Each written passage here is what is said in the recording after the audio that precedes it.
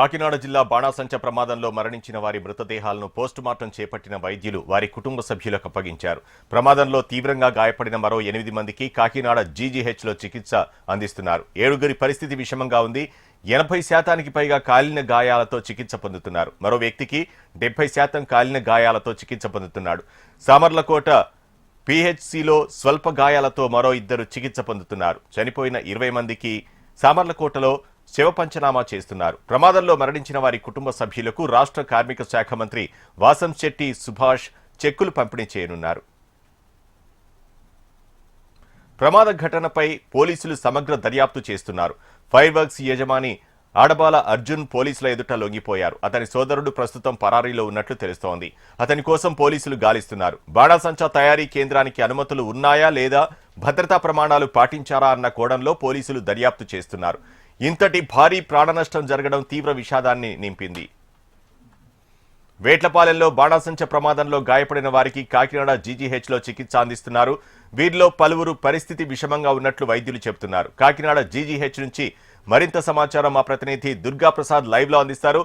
దుర్గాప్రసాద్, మొత్తం ఎంతమంది అక్కడ చికిత్స పొందుతున్నారు, వారి పరిస్థితి ఎలా ఉంది?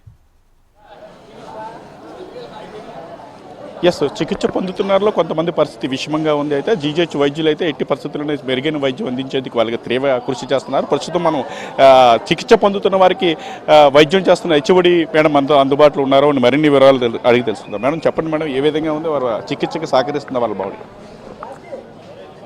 మనకు వచ్చిన 9 కేసులు రాత్రి సీరియస్గానే ఉన్నాయి. 3 కేసులను అయితే 4 కేసులు మనం ఐసీయూలో ఉంచాము. తెల్లవారుజామున ఒక పేషెంట్ మాత్రం మనం కోల్పోవడం జరిగింది. మిగతా 3 పేషెంట్లు ప్రస్తుతానికి స్టేబుల్గా ఉన్నారు, కానీ సీరియస్గానే ఉన్నారు. మా శాయశక్తిలా కృషి చేస్తున్నాము, మెరుగైన వైద్యమే అందిస్తున్నాము. సూపరింటెండెంట్ గారు పూర్తిగా సహకారాలు అందిస్తున్నారు. పేషెంట్కి మేము మెరుగైన వైద్యం అందిస్తున్నాము. మేడం, ఇప్పుడు బాగా కాలిపోయింది అంటున్నారు కదా, రేపు పొద్దున వైద్యం చికిత్స అందించినది కూడా రేపు పొద్దున సరైన ఎండ వాళ్ళకి బాగా ఇబ్బందులు కలుగుతాయంటారు ఎంతవరకు? అంటే పేషెంట్స్ క్రిటికల్గానే ఉన్నారు. ప్రస్తుతం అయితే మనం ఏమీ చెప్పలేం. ప్లాస్టిక్ సర్జరీ, జనరల్ సర్జరీ మేము అందరం కలిపి టీం వర్క్గానే వైద్యం అందిస్తున్నామండి. ఈవెన్ ఆఫ్థాల్మాలజీ వాళ్ళు కూడా చూస్తున్నారు. కండిషన్ అనేది ప్రస్తుతానికి మనం ఏమీ చెప్పలేము, క్రిటికల్గానే ఉన్నది. 9 మందిలో ఎంతమంది మహిళలు, ఎంతమంది పురుషులు? 2 మహిళలండి, 7 పురుషులు మన దగ్గరకు వచ్చిన వాళ్ళు. ట్రీట్మెంట్ అనంతరం కూడా ఏమన్నా కోలుకునే అవకాశం ఉందంటారా? 9 మందిలో ఎంతమంది పరిస్థితి పూర్తిగా విషమంగా ఉంది?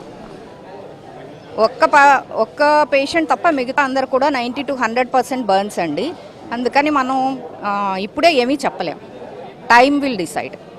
Okay, thank you. అయితే చూడొచ్చు కదా, వైద్యం అందిస్తున్నామని చెప్తున్నారు, సాయశక్తిలో వాళ్ళని చికిత్స అందిస్తున్నామని చెప్తున్నారు. వాళ్ళని మరోవైపు కాకినాడ జీజీహెచ్కి ఇప్పటికే ప్రధాన ప్రతిపక్ష నాయకులు అందరూ కూడా చేరుకున్నారు. కొద్దిసేపటి క్రితమే మాజీ మంత్రి కురసాల కన్నబాబు చేరుకున్నారు. అలాగే కాకినాడ సిటీ ఎమ్మెల్యే ద్వారంపూడి చంద్రశేఖర్ రెడ్డి చేరుకున్నారు. అలాగే మరి కొద్దిసేపట్లో వేట్లపాలెంలో సంఘటనశాల జరిగిన ప్రాంతంలో అయితే వాసంశెట్టి సుభాష్ రాష్ట్ర కార్మిక శాఖ మంత్రి, అలాగే రాష్ట్ర హోంశాఖ మంత్రి వనితతో సహా అందరూ వెళ్ళి బాధిత కుటుంబ సభ్యులకి అయితే చెక్కులు పంపిణీ చేయనున్నారు. అనంతరం కూడా వాళ్ళు మళ్ళీ కాకినాడ జీజీహెచ్కి వచ్చేసి బాధితులను పరామర్శించే అవకాశం కూడా ఉన్నది.